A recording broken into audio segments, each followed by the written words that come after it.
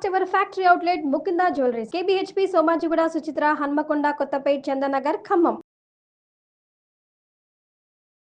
Mukunda jewellers సమర్పించు Deepavali special episodes కి స్వాగతం. అమ్మ నమస్తే. నమస్తే అమ్మా. అమ్మ ధనత్రయోదశి అసలు ఎలా ఆవిర్భవించిందమ్మా? ఎలా వచ్చింది? ఎందుకు వచ్చింది?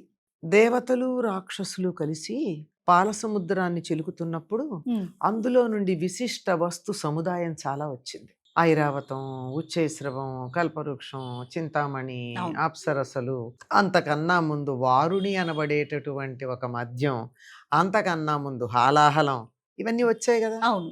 కానీ దేవతలకి తృప్తి లేదు. వాళ్ళు కావాల్సింది వచ్చేదాకా వాళ్ళకి తృప్తి ఎందుకు ఉంటుంది? అలా చేస్తూ ఉండగా అందులో నుండి ధన్వంతరి ఆవిర్భవించాడు. ధన్వంతరి దేవతల యొక్క వైద్యుడు. ఆయన ఆవిర్భవించాడు. ఆయన ఆవిర్భవించింది ఈ త్రయోదశి. అందువల్ల దీనిని ధన్వంతరి త్రయోదశి అంటారు. అది వాడుకలో ధనత్రయోదశి అయింది. ఈ రోజుని డాక్టర్స్ డేగా సెలబ్రేట్ చేసుకుంటాం. మరి దీన్ని బట్టి అర్థమైంది కదా ధన్వంతరికి సంబంధించిందే అని. కానీ దీన్ని ధనత్రయోదశిని ధనంతో ఎందుకు, ధన్ దగ్గర ఎందుకు ఆపామంటే అన్నింటికన్నా గొప్ప ధనం ఆరోగ్యం. ఆరోగ్యం అనపడేటటువంటి ధనాన్ని ఇచ్చే, మనకి ప్రసాదించేటటువంటి ధన్వంతరి ఆవిర్భవించిన రోజు ధనత్రయోదశి. ఈ ఆరోగ్యం ఉన్నట్టయితే యముడు మన దగ్గరికి రాడు గనక ఈ దీపాలు చూసి వెళ్ళవయ్యా అని చెప్పి సాయంకాలం మనం చక్కగా యమదీపాలు పెట్టుకుంటాం గుమ్మం ముందు ధనత్రయోదశి నాడు. ఇది మనకెట్లయినా తెలుగు వాళ్ళకి అలవాట్లో పోయిందమ్మా. ఉత్తర దేశం వాళ్ళు బాగా చేస్తూ ఉన్నారు. వాళ్ళని చూసి ఇప్పుడు మళ్ళీ మనం ప్రారంభించుకున్నాం. ఎంతకాలంగానో మనకి అలవాటు లేదు. తర్వాత మరి ఈ రోజు ఏదైనా కొనుక్కోవాలి, పూజ చేసుకోవాలి, ఇలాంటిది కూడా మనం వింటూ ఉన్నాము.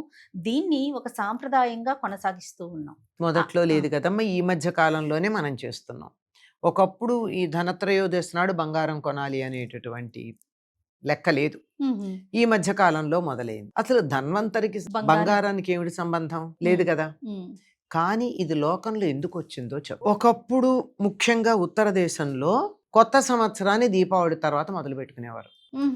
అందుకే కొత్త లెక్కల పుస్తకాలు రాసుకుంటారు. అవును అవును కదా. అక్కడి నుంచే మొదలు వాళ్ళకి. అక్కడి నుంచి కొత్త లెక్కల పుస్తకాలు మొదలు పెట్టుకుని కొత్త సంవత్సరం మామూలు ఈనాటి భాషలో చెప్పుకోవాలంటే ఫైనాన్షియల్ ఇయర్ అనుకుందాం. భారతీయులకి ఫైనాన్షియల్ ఇయర్ ఇది మార్చి కాదు, దీపావళి. అప్పుడు ఏం చేస్తారు, వాళ్ళన్ని లెక్కల పుస్తకాలన్నీ పాతవన్నీ సెట్ చేసేసుకుంటారు. చూస్తారు, అప్పు ఎవరికన్నా తీర్చాలంటే వెళ్ళి తీర్చేస్తారు. ఎవరి దగ్గర అప్పు వీళ్ళకి ఇవ్వాల్సి ఉంటే వెళ్ళి తెచ్చుకుంటారు.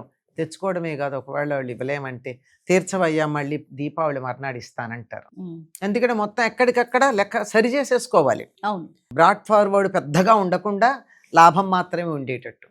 ఇలా లెక్క చూసుకున్న తర్వాత ఆ లాభం ఏదైతే ఉంటుందో ఆ లాభాన్ని మళ్ళీ మొత్తం పెట్టుబడి పెట్టకుండా ఎమర్జెన్సీకి ఉపయోగపడాలంటే దాచిపెట్టుకోవడానికి ఏం చేసేవారు, బంగారం కొనేవారు. అలా వచ్చింది. ఇప్పుడు ఏమైంది, 100 రూపాయలు లాభం వచ్చింది అనుకో అమ్మా.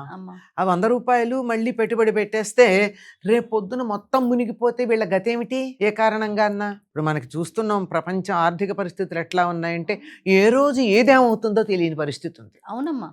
ఏ రోజు 100 రూపాయలు కూడా పనికొస్తాయో రాదో తెలియని పరిస్థితి అయితే అదే పరిస్థితిలో ఉన్నాం. అట్లాంటప్పుడు ఏమాత్రం విలువ తగ్గనటువంటిది ఏది ఉందంటే బంగారం మాత్రమే. కనుక బంగారం కొనేసుకుని పెట్టుకుంటారు. ఇది సాధారణంగా ఆడవాళ్ళు అడుగుతారని మనం పొరపాటు పడుతూ ఉంటాం. అవును, పొరపాటు పడుతూ ఉంటాం. అనగానే మనకి ఆడవాళ్లే కనిపిస్తారు. కానీ ఇంతంతలా గొలుసులు వేసుకున్న మగవాళ్ళు మీకు కనపడరా అమ్మా? ఇంతంత కంకణాలు, బ్రేస్లెట్స్, గొలుసులు, ఏమి గణేష్ చూపిస్తున్నాడమ్మా నాకేం లేదు అనేసి. గణేష్ కు లేకపోవచ్చు, గణేష్ వ్యాపారస్తుడు కాదు కదా. కాదు, వ్యాపారస్తుడైతే వేసుకునేవాడు. అదే కదా. అంటే రేపొద్దున తనకు అప్పు ఇవ్వాలంటే ఒంటి మీద ఉన్న బంగారం చూసిస్తారు. వీడు ఇవ్వలేకపోతే 4 తన్ని వాడి బంగారం లాక్కుంటామని. ఎంత నమ్మకం, ఎంత కాన్ఫిడెన్స్ ఇస్తుంది. అందుకని బంగారం కొనడం అన్నది అలవాటు. తప్పనిసరిగా మొత్తం కాకుండా ఇంతన్నా మనం పక్కన పెడదామని. వాళ్ళెవరూ పొలాలు కొనరు. మీరు గమనించారో లేదా, వాళ్ళెవరికి పొలాలు ఉండవు. మహా ఉంటే ఒక ఇల్లు ఉంటుంది, ఎక్కువ ఇళ్ల మీద ఇన్వెస్ట్ చేయరు కదా. అవును, మొత్తం వ్యాపారమే కదా. ఎక్కడన్నా నష్టం వస్తే పడకుండా దాన్ని అసెట్ లాగా పెట్టుకుంటారు. అందుకని సరే ఆడవాళ్ళు ఇది అవకాశమే కదా అని రకరకాల నగలు చేయించుకుంటారు, ఆ రోజుల్లో ఆ విధంగా అంటే బంగారానికి కాస్త ఇన్వెస్ట్ చేసుకునేవాళ్ళు అంతే చేసుకునేవారమ్మా. ఇప్పుడైనా అదే సరైనటువంటి పద్ధతి ఏమో అనిపిస్తోంది. ప్రస్తుతం బంగారం యొక్క ధరవరలు గనక మనం చూసినట్టయితే అదే సరైన పద్ధతి ఏమో అనిపిస్తోంది. అది ఎప్పటికీ కూడా ఏమాత్రం అటు ఇటు తేడా వచ్చేదేం లేదు, అవును అవును తక్కువ అయ్యేటటువంటిది లేదు. అవును ఇప్పుడు ఆడపిల్లలు ఉన్నారు, ఉద్యోగాలు చేస్తారు, అవును వెళ్ళి వాళ్ళకి వచ్చేటటువంటి దాచుకున్న 1,00,000 2 లక్షలతోనో పొలం కొనలేరు, ఇల్లు కొనలేరు. కొనగలరా? అస్సలు కొనలేము. రేపు ఎప్పుడన్నా ఉపయోగపడుతుంది, బంగారమే కొనుక్కోవడం మంచిది అని కొనుక్కుంటారు. కొనుక్కోండి, తప్పేం లేదు. కానీ అప్పు చేసి మాత్రం కొనకండి. Yes. మీకున్నటువంటి దాంట్లో ఉన్నటువంటిది దాచుకోదలుచుకున్నది ఏదైతే ఉందో అది బంగారం రూపేణా దాచుకోవడానికి తగినటువంటి సమయం ఇది. అది చేసుకోండి. చాలా సంతోషం. నమస్తే. నమస్తే.